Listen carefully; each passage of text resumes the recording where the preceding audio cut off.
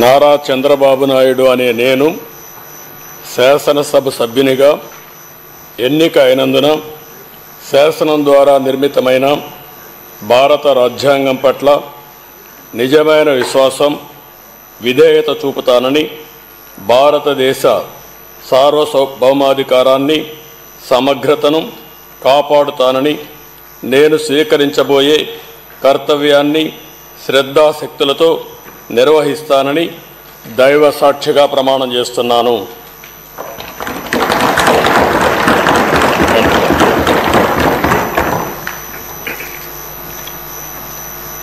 ఆంధ్రప్రదేశ్ శాసనసభ సభ్యుడైన నారా చంద్రబాబు నాయుడు అనే నేను సభ నియమాలకు కట్టుబడి ఉంటానని, వాటిని అనుసరిస్తానని, సభా మర్యాదలను పాటిస్తానని, సాంప్రదాయాలను గౌరవిస్తానని దైవ సాక్షిగా ప్రమాణం చేస్తున్నాను.